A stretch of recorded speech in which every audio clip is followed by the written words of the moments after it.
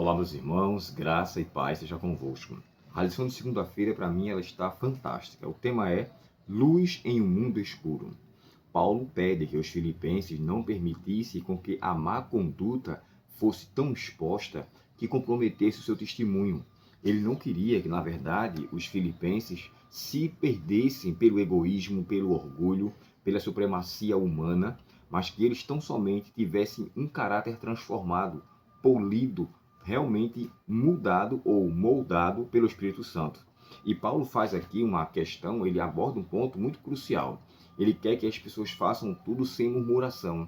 Fazer as coisas, irmãos, reclamando é terrível. Nem nós, seres humanos, queremos que as pessoas façam. Quando a gente percebe que alguém está fazendo algo com má vontade, a gente diz logo, não, fulano, deixa.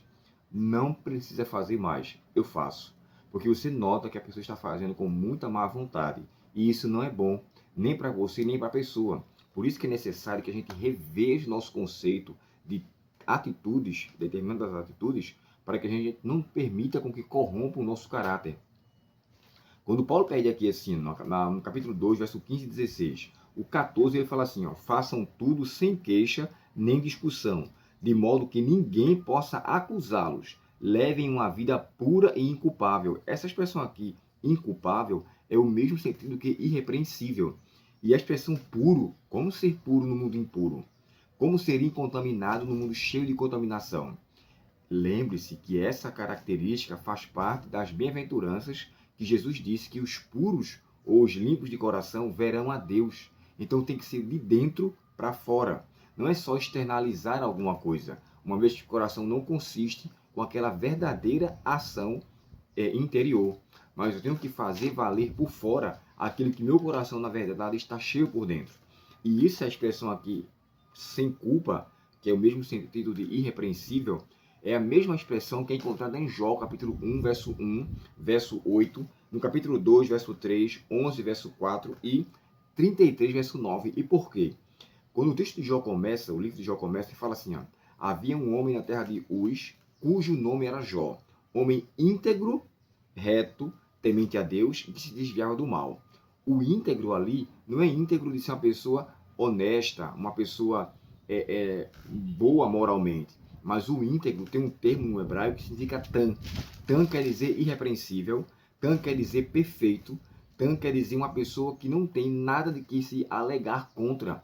Então o termo tan, usado para Jó, e é curioso porque essa primeira expressão aqui é dita por Moisés, descrevendo quem era Jó, depois o próprio Deus diz isso a ele. No capítulo 2, verso 3, é Deus dizendo para Jó, é Deus dizendo para Satanás quem Jó é. Tem visto meu servo Jó, porque não há na terra ninguém semelhante a ele. Não é no capítulo 2, verso 3, mas é no capítulo 1, verso 8, quando Deus chega para Satanás e fala, íntegro, perfeito.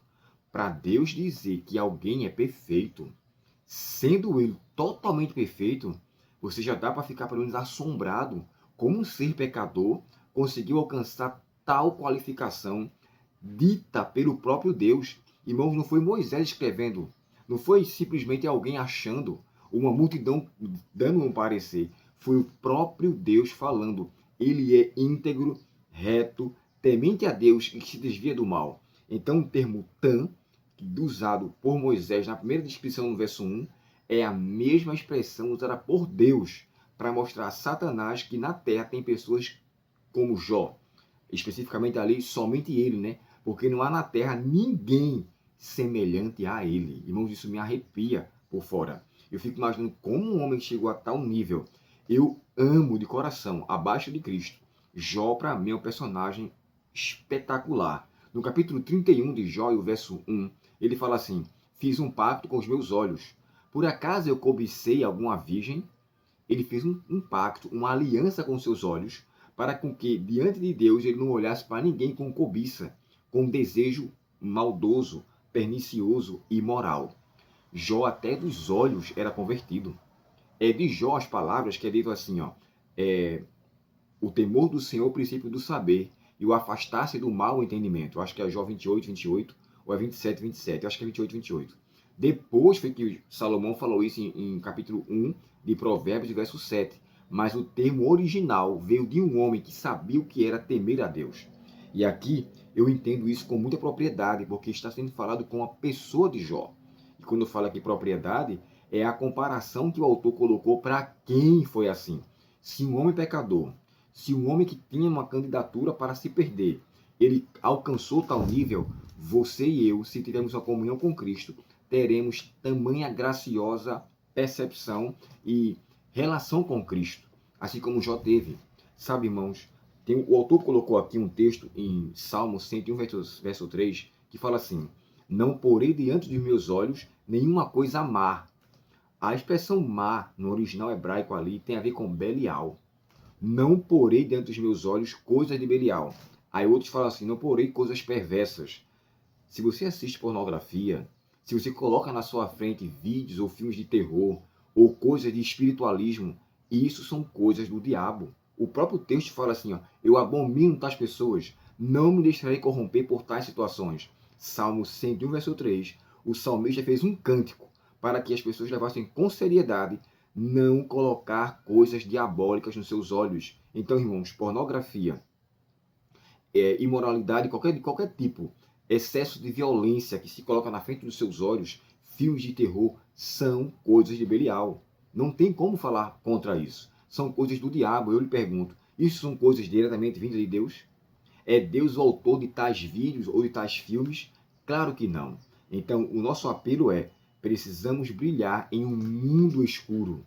O mundo está ficando cada vez negro, mas que eu e você irradiemos por Cristo a luz do Senhor. E que pela atuação do Espírito Santo alcancemos tamanha iluminação. Só Ele que nos faz isso.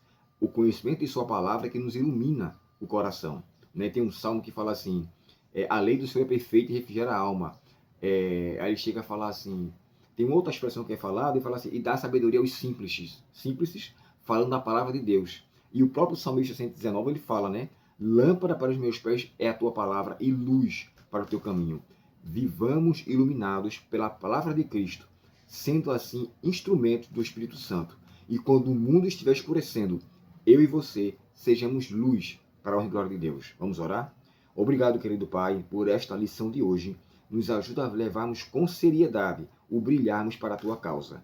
Perdoa nossas faltas, dirige nosso coração, Senhor, e nos livra do poder do mal, em nome de Jesus. Amém.